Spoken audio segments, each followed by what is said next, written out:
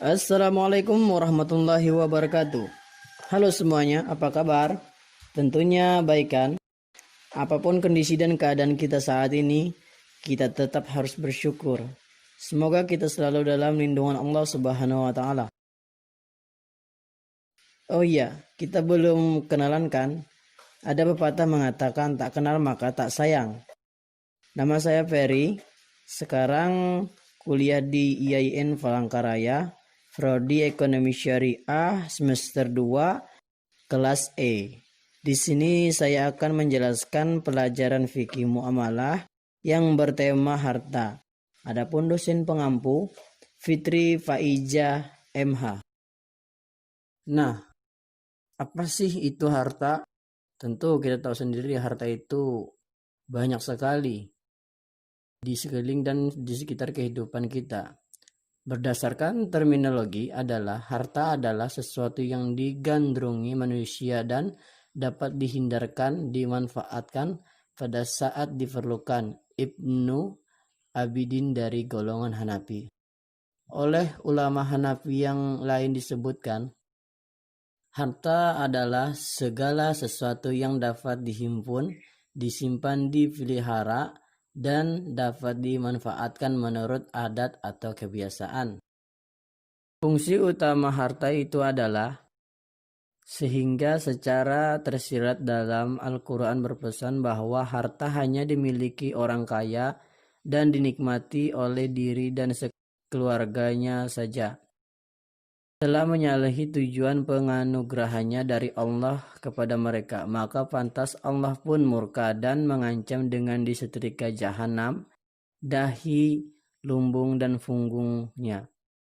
Ayat Al-Taubah 34-35.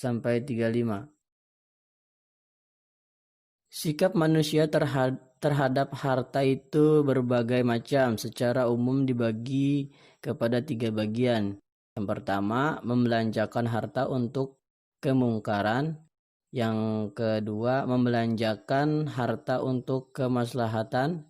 Dan yang ketiga, menumpuk-numpuk harta. Sejatinya harta itu bukan milik kita, hanya titipan yang suatu saat akan diambil oleh Allah dengan berbagai macam cara. Oleh karena itu, Allah menuntun manusia untuk menggunakan harta itu sesuai dengan syariat Islam. Selanjutnya kita beralih kepada kepemilikan harta dalam Islam. Harta sebenarnya adalah mutlak milik Allah Subhanahu wa taala. Manusia hanyalah pemegang amanah saja karena memang tidak mampu mengadakan benda dari tiada. Manusia hanya mampu mengubah suatu bentuk energi ke bentuk energi lain, sebagaimana yang ditegaskan Allah dalam firman-Nya di surat Nur ayat 33. Adapun kedudukan harta dalam Al-Quran bahwa harta adalah sebagai perhiasan hidup. Dalam Al-Quran surah Al-Kahfi ayat 46 dan Al-Nisa ayat 14 dijelaskan bahwa kebutuhan manusia terhadap harta sama dengan kebutuhan manusia terhadap anak atau keturunan. Maka kebutuhan manusia terhadap harta merupakan kebutuhan yang mendasar. Harta juga berkedudukan sebagai amanat atau fitnah. Selanjutnya kita beralih ke memperolehan harta dan manfaatnya. Allah Subhanahu wa taala memerintahkan manusia supaya berusaha mencari harta dan memilikinya itu harus dengan cara yang halal. Banyak ayat Al-Quran dan hadis yang memerintahkan hal tersebut, antara lain firman Allah dalam surah Al-Jumu'ah ayat 10. Dalam mencari dan memperoleh harta, Amir Syafaruddin menegaskan secara rinci sebagai berikut. Islam tidak membatasi kehendak seseorang dalam mencari harta atau memperoleh harta, selama yang demikian tetap dilakukan dalam prinsip umum yang berlaku yaitu halal dan baik. Kemudian pemanfaatan harta. Yang pertama itu digunakan untuk kepentingan kebutuhan hidup sendiri. Yang kedua dimanfaatkan untuk kepentingan sosial. Yang ketiga digunakan untuk memenuhi kewajibannya terhadap Allah. Adapun kewajibannya kepada Allah itu ada dua macam. Yang pertama kewajiban materi yang berkenaan dengan kewajiban agama yang merupakan utang terhadap Allah. Yang kedua kewajiban materi yang harus ditunaikan untuk keluarga, yaitu anak, istri, dan kerabat. Sekarang kita beralih kepada pembagian harta.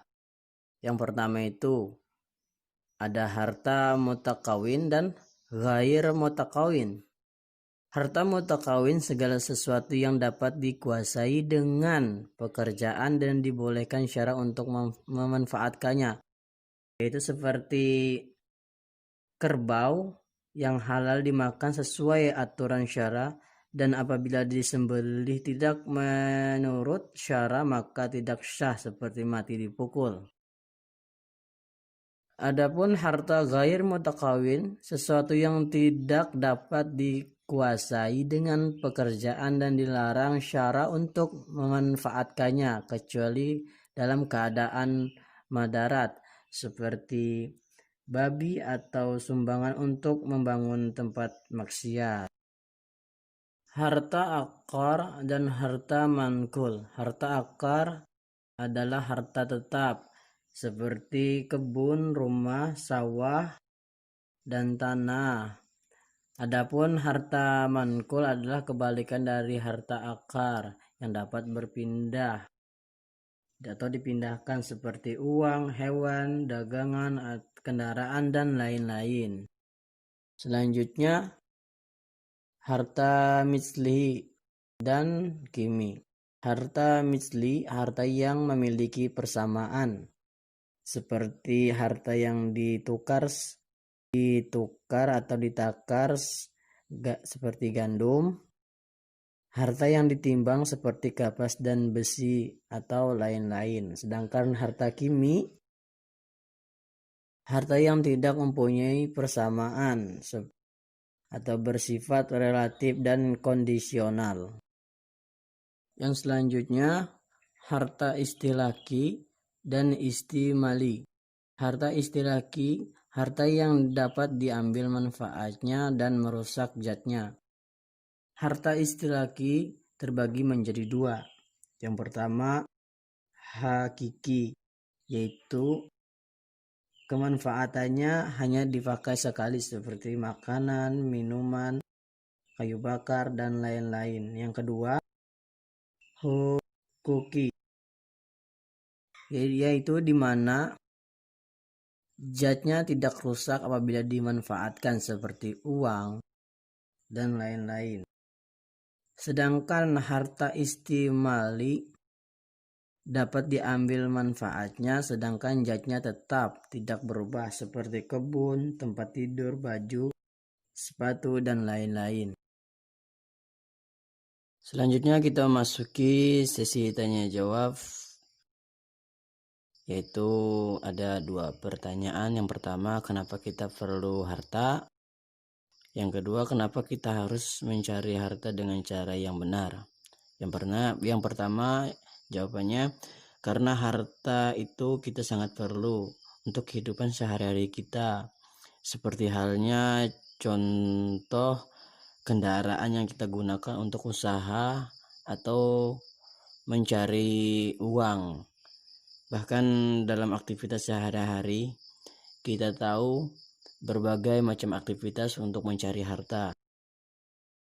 Bahkan sampai ada yang melakukan berbagai macam cara untuk melakukan atau mendapatkan harta. Yang kedua, kenapa kita harus mencari harta dengan cara yang benar?